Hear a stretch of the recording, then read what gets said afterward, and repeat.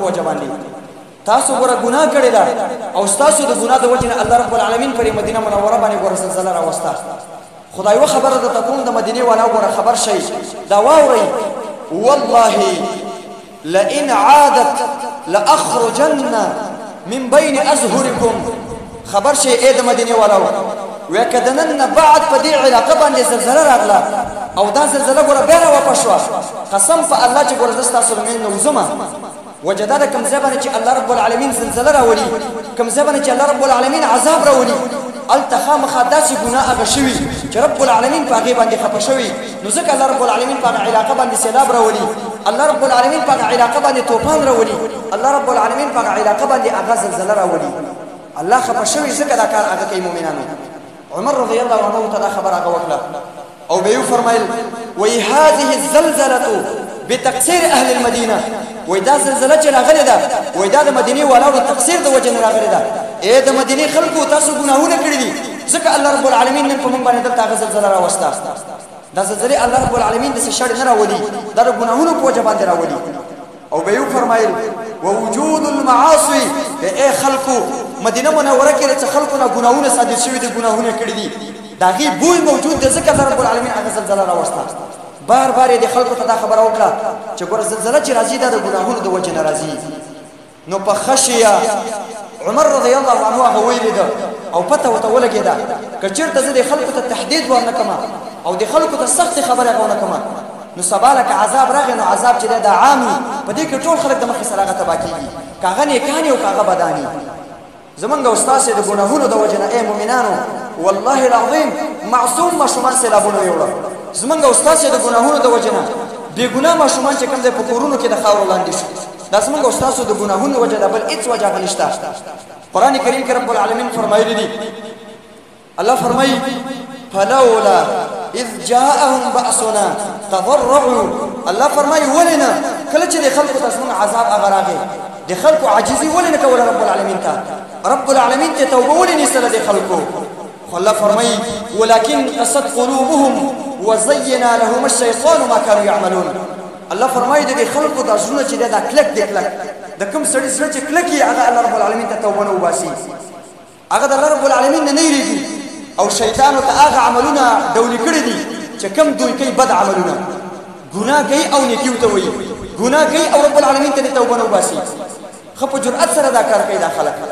نو اے مومنانو زمونږ استاسو دا زړونه کلک شوي دي والله العظیم دا څومره درناک واقعات زمونږ استاسو مخې ته راغله خو موږ او تاسو ته هغه عبرت وانغسته دا نن سهار په افغانستان کې اووه ځل د سهار د منځ نه وروسته زلزله وشوه اووه ځل یو کس ما ته هغه ویډیو کال کړی او ما ته هغه ساحه ښودله کورونه پکې ونړېدل بیا پکې خلک هغه مړه شو دومره سخت حالات ما ورته باندې را روان دی او ما ورته رب العالمین ته هغه نه متوجه کېږو او کستا دا خیلی چې په افغانستان باندې زلزلہ راغله او دلته به نه راځي نو یاد وساته خیبر پښتونخوا چې څومره ساحل دا ټول په مشرقي ولایتونو کې دي او لویه زلزلہ چې راځي خطرناکه زلزلہ چې راځي دا به د دې طرفونو نه راځي د مشرق طرفه نه کوم طرفه نه دا به د دقیق طرفه نه چې کوم ځای راځي د مشرقي ولایتونه دي د الله نبي دا پیشنګي ورکړې وه که نن هلته راغلی ده نو سبا دې دا کورونه وګوره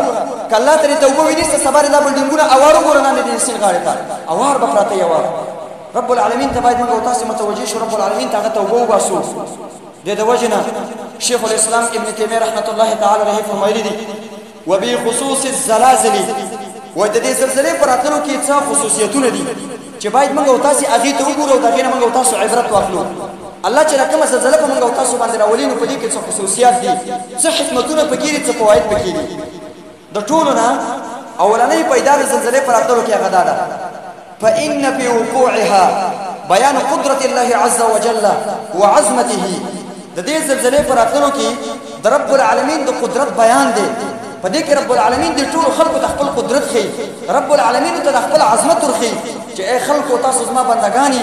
تاسو ما ته متوجه شئ زما طاقت چې دی زما قدرت چې دی دا د ټولو خلقو د طاقتونو نه ګوره هغه اوچت دی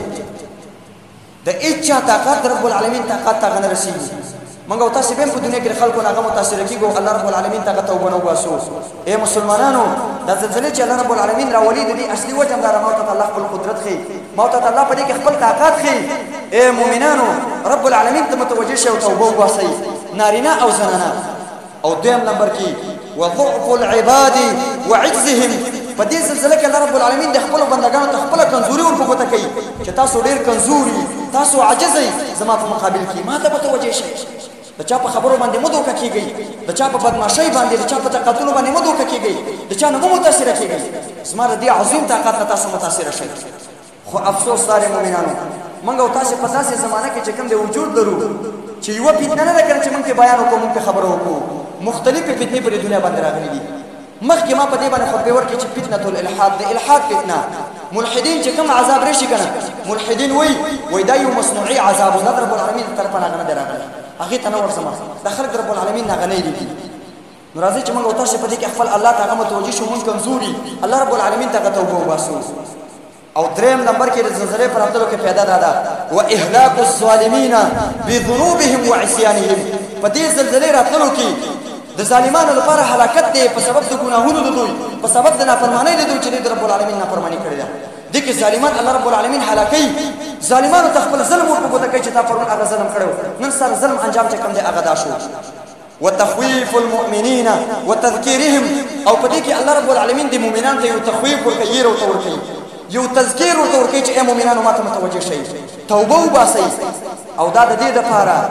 ليتوبوا وينيبوا الى ربهم چې دا خلک خپل رب ته توبه وباسي او دا خلک خپل رب ته متوجه شي نن زمونږ رب یې شوی چې رب څوک دی رب چاته ویل کیږي رب په کومه معنا باندې رب دی چې موږ یې وپېژنو ذکر ته رب العالمین عذابونه هغه متوجه شوي دي څومره مسلمانان پر زلزلو کې هغه وفات شو دنیا نه غلاړ دا د ګناهونو وجه د مؤمنانو لکه رسته خبره به الله په فضل سره هغه ذکر کوم د وجنه شیخ الاسلام ابن تیمیه رحمت الله تعالی علیه فرمای والزلازل من الايه التي يخوف الله بها عباده ودا زلزلہ چې زلزلہ دا ډیر زلزلې چې الله رب العالمین را لېږي ودا یو رب العالمین د قدرتونو نه یو قدرت دی او د رب العالمین د قدرت دونه خو یو نه خدا چې په دې سره رب العالمین د خپل بندگان اغیری او دا وته وی چې ای بندگانو ماته متوجه شي د قیامت زلزلہ چې دغه دې زلزلې نه غړي سخت ده نو الله په د خپل بندگان اغیری او په دې کیفیت باندې کما یخوفهم الله بالكسوف لکه څنګه چې الله عز وجل کله کله د خپل بندگان ایری په کسوف سره کله کله دا سپومۍ دا تندرونی سي په دې کې الله عز وجل د خپل بندگانو ته خي چې ګویا کې قیامت ته نږدې به دا سپومۍ دغه شانته غتور شي او راو به غورځيږي او یو تورتم به چې کوم ځای غټور شي بیا به تاسو څه کوئ بیا به تاسو چیرته ځئ بیا به تاسو چیرته خلاصيږئ نو په دې سره الله رب العالمین د خپل بندگان اغیری وغيره من الآيات والحوادث لها اسباب او دغه شانته د دینه ما ورا نوري چې کوم نه خېدي کوم حوادث چې الله موږ تاسو باندې راړيږي لکه سیلابونه شو طوفانونه شو زلزلې شو د دې لپاره خپل اسباب دا هغه اسباب د وجه الله رب العالمین په خلکو باندې دا عذاب هغه راولي کلم الله رب العالمین په ظلم سره خپل بندگانو ته هغه سزا نه ورکوي نو په دې سره الله رب العالمین موږ تاسو غیري په کاردار چې موږ تاسو خپل رب ته متوجه شو مؤمنانو د وجه شیخ الاسلام ابن قیم رحمت الله تعالی علیه فرمای ومن تاثير معاصي الله في الارض ما يحل بها من الخسف والزلازل سبحان الله څومره نشنا خبره کړې ده وای د ګناهونو د تاثیر نه یو تاثیر هغه ده چې کله دا انسانان په دې سمګه کې هغه ګناهونه شروع کړي نو دې ګناهونو د وجه نه الله رب العالمین پر خلکو باندې دوه قسم عذابونه را نازلوي یو من الخسف الله رب العالمین د بعضی خلک د زلزلې په وجه باندې کته په دې سمګه کې هغه منډي او بعضی خلک هغه داسې دي چې الله رب العالمین په هغه زلزلہ راولي خو په دې سره تغییر ورکړي او تخفیف په هغه ورکړي چې خلکو ما ته هغه متوجه شي د مخکې خلکو نه تاسو عبرت واخلئ نو دا ګوره د ګناه تاثیر دی د ګناه تاثیر چې کله په یو علاقه کې په یو ملک کې په خلکو کې ښکار شي نو په هغه باندې الله رب العالمین تقدو عذابونه راولي بعض الله په دې اسمکه کې کته منډي او بعض باندې الله رب العالمین هغه زلزلې راولي د وجنه ابن ابي الدنيا رحمه الله په مکارم الاخلاق کې د انس بن مالک رضی الله عنه روایت ذکر کړی دی انس بن مالک رضی الله عنه وی انه دخل على عائشه رضي الله عنها هو ورجل اخرى انس بن مالک رضی الله عنه بارک دا راغلی دی وی دا یو پیر د عائشه صدیقه رضی الله عنها خواته ورغی او د دې سره یو بل رجلم هغه ورغی کله چې ورغی نو انس بن مالک رضی الله عنه